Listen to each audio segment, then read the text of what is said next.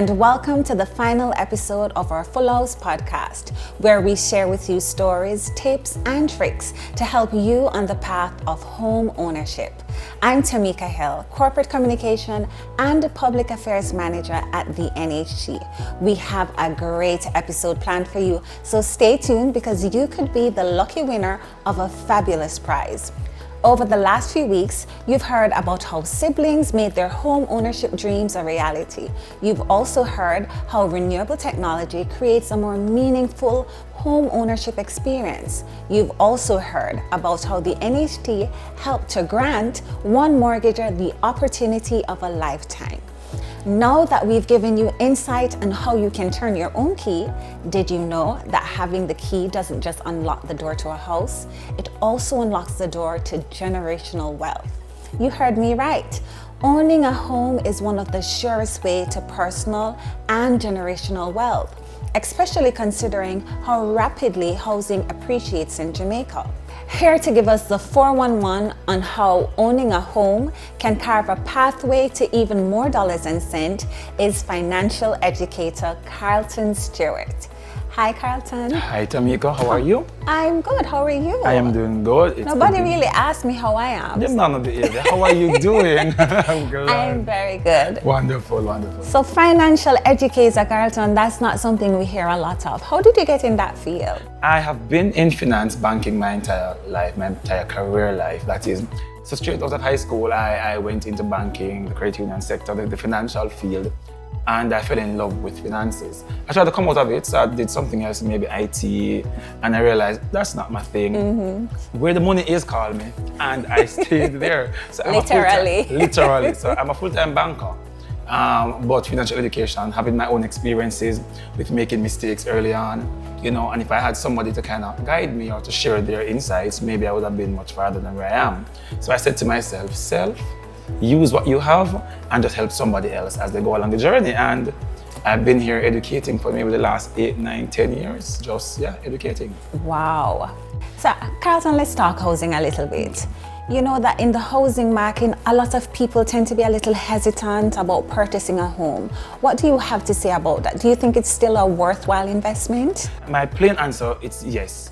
But it always depends on who you are, what stage of life you are in.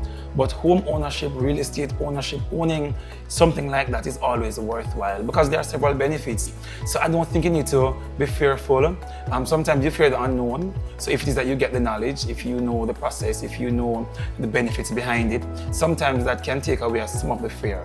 You will always be afraid because it's a big investment, as you made mention, but I still think it's one of the most worthwhile investments that any young person can make, any middle-aged person can make, anybody watching can make. Really and truly, owning real estate does help. It does propel you in the right direction.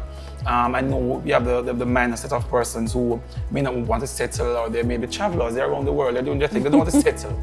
But for the 98% of us who don't mind being in one place or owning something, I think it's definitely worthwhile, and we need to explore it a little bit more.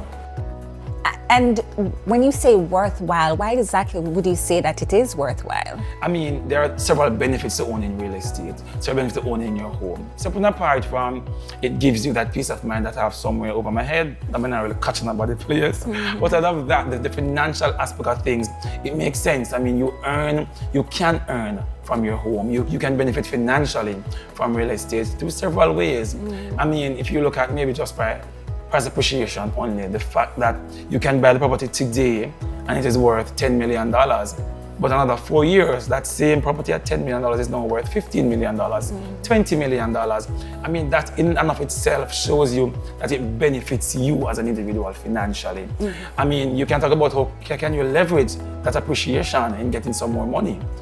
Persons buy property today and sell it next 5 years. I mean, that difference there is money that chances are you could not save in 5 years. I mean, so that's one major way that persons can benefit. You have things like equity, you have things like rental income. I mean, there are different ways, but we can get into it. Yes, because you're using these financial terms, like equity. All right. Explain that, break that down for me. All right, equity, all right, let's jump into that. So that's one way, as I mentioned, you can benefit from owning real estate or owning your own home. Equity really and truly is the value, just look at that, the value on the property that you own versus what you owe. So for example, you bought a property for $20 million. You took out a mortgage for $19 million, for example. You paid down $1 million. So you just have $1 million down. So right now you have $1 million. Of course, you have that right now. I'm sure about that. You look at $1 million already. We have $1 million you paid down on the property. So you borrowed $19 million from the bank, right? And the NHT, of course. And the NHT. Look at the NHT, you can give, I think, 7.5. Yes. So you definitely need a partner with an external institution. So you now have a loan of $19 million, the property value $20 million. Over time, the property will now increase in value. 3-4 years, it's now at $25 million. Wow. The mortgage may be down to maybe $17 million. The difference between the $17 million that you owe, 25 that the value in what you own is really the equity in the property. Oh. That's what you can now leverage to do something else. So I'd have an equity, let me see if my math is correct. You do the math. Of $6 million? 25 right. minus 19 right. is how much? Minus 18 is how much? It's 18? 18. 25 minus Is how much? 18? 7. You have $7 million in equity. What can you now do with that $7 million in equity? Quite a few things. Quite a few things. A lot of clothes. Yeah, no. On the investment side, we're not going on that road. But you can definitely take that equity, that $7 million, maybe purchase a piece of property, a piece of land you can purchase, and then watch that land accumulate in value. Or you can build on that land and then you can earn income from that property. So look at that, the equity in the home now becomes an avenue for you to do what? Buy and earn something else. I think that those are ways that persons, young persons, older persons like myself can utilize to just grow their real estate portfolio to get additional income to buy the clothes and shoes where you want. So Carlton, would you say that there are some financial mistakes people make that affect their ability to buy a home, like buying too much clothes and shoes? Definitely. From my experience, I've seen so many persons making so many mistakes that will impact their ability to get a mortgage, to own their own home. You mentioned clothes and shoes, and that's one part of it. But you have persons who send themselves into debt, a lot of debt before it is time to buy the home. So when it's time to actually go through the mortgage process, you realize that I no longer can afford the facility. Or you pay debts is important. So you have a credit card, for example, and you decide to pay when you want, how you want. Real money is not your money. People in money. So you have to pay on their terms. And sometimes persons do not understand that. They pay late, they don't pay, they run off the money, stuff like that. And persons hop from job to job, and I know we're in an era right now where you feel as though if it's toxic, let me leave. My mental health, and that is also important. But sometimes you need to show job stability as well, because no lender sometimes wants to give a loan to somebody or a mortgage if you are leaving a job every 3 months, every 6 months. So stuff like that also impacts your ability to get a loan. You have persons who thinks that getting a bigger credit card limit, for example, shows your value.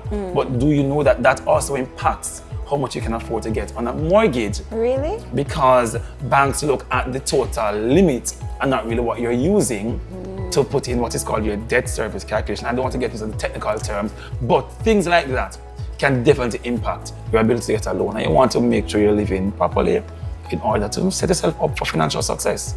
Credit card debt is definitely one of the big ticket ones. Trust me. Like, a lot of people have been affected by it in so many different ways. So I'm glad that you mentioned these things. A lot of young people, they're becoming more and more interested in home ownership. What would be 3 advice or tips that you'd give them in making this a reality? Yeah, and I'm so glad that more young persons are catching on to the fact that you need a home, you need to own somewhere for yourself. You don't just skate on the towel first. Own something, own somewhere that can appreciate in value. And I'm so glad that young persons are forward thinking. You know, I can recall in even my own experience owning real estate at a very young age, and years after, it just made much more sense, you know? What do you mean at a young age, yo? 21, there. You still look like 21. Look like 22 you know. But in real terms, it made a lot of financial sense. Growing much older now, I said to myself, I'm glad at that point I made that decision. So some tips for young persons. Number 1, look at what you can afford. It's so important that you'll run the numbers first. Check what I can afford. Do not buy into the narrative that it must be in a particular area. It must be at a particular price point. Look at what you can afford, your money, because at the end of the day, you have to pay the mortgage and you have to live after that. So check what you can afford. There are so many different ways now. You can go on a bank's website now and type in what the price point is, and they'll tell you what the estimated mortgage payment will be. And then you can look to say, can I afford this? A good rule of thumb is that do not use more than about 25 to 30% of your income to pay a mortgage. So if that you earn $100,000, $30,000. If you earn $200,000, $60,000. I really don't. Because I was gonna do the math. You can write that down, and that's not the case. But it's a good rule of thumb to utilize. So it's 25 to 30%. Okay. Ideally, the lower the better, but we know how the prices of housing is in Jamaica now and worldwide.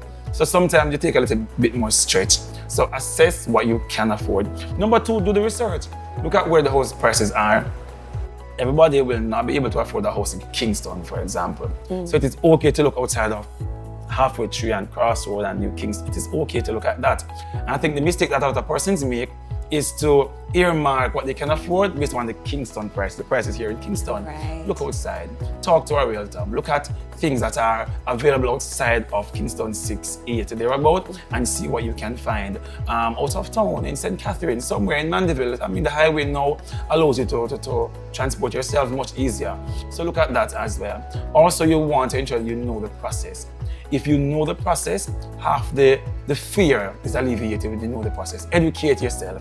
Follow people like me, wonderful online, so you can get the knowledge that you need. Because Silent plug. If you know what you're looking for, it is much easier.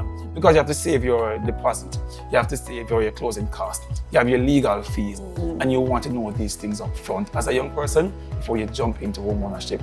It's a long-term investment, so it's something that you don't get up tomorrow morning and say, boy, I feel for your house and a coffee. You can't feel for your house right now. It's something that you plan towards. So I tell all my young customers, my young clients to say, here what, when you start working, you start saving towards home ownership. Because it's not cheap, it's not easy, but it is worthwhile. Those are my top 3 tips. Oh, great tips. But what about those persons who are not so young and they may think it's too late for me? What would you say to them? I say to my older persons, you're all very cool. That's right. You're really cool. I mean, you can own real estate at any age and stage. It will be a little bit different. It will look a little bit different for you at 50 than somebody who is 25 or 29. Because the longer tenure that you can get on a mortgage sometimes works a little bit better with the repayment aspect of it. But look at the bright side, you're much more stable. Chances are you're much more financially well off than maybe somebody who is 25 because you've worked a longer time. Chances are you may have your deposit already. Stuff like that are on the positive side. So you maybe can jump through those hurdles from the institution a little bit easier. However, you have to look at what now. I am only now able to take a 10-year tenure, a 15-year tenure to pay off the mortgage. And while the payment will be a little bit more expensive, the plus side is you'll pay less interest to the lenders. So look on the plus side as well. So for somebody who is 55 buying a house or much older, you don't have the luxury, if you can't afford it, to say you're very picky at this point in time, but you can still get good value for where you want to be. So do not close out the opportunity, do not close out the idea of home ownership or real estate ownership because you think that you're too old. I have given persons mortgage who are 55, persons who are 50, persons who are 45, persons who are 40 really old, persons who are 52, persons who are 60. I have done it and I've seen it work for persons, and I think it can work for you, it can work for them, it can work for anybody at any stage once you are ready and have the right mindset to own something. So it's never too late. It is never too late. Never too late to own something like that. Carlton, you've given us so many good tips and advice, and I'm much better at my math now. Wonderful. And I've learned financial terms like equity, appreciation. Can I be a financial educator now? I think I can. You can come to a few more classes. So book me again, I can talk. Get the thing up and running, no problem. Thank you so much, Carlton. It's my pleasure. Whether you're about to embark on your home ownership journey or you've been on the journey as a seasoned homeowner, remember the NHT has you covered. It's been my pleasure to share with you these incredible stories for this season of Full House. For more information on the NHT programs, products, and services, give us a call at 929-6500 or visit our website at nht.gov.jm. Remember to follow us on all our socials so you'll be in the know about all that's happening. Remember to comment, like, and share with a friend. I'm Tamika. Thanks for watching. Carlton mentioned several ways that persons build wealth through home ownership, one of which is equity. What is equity and how does it work?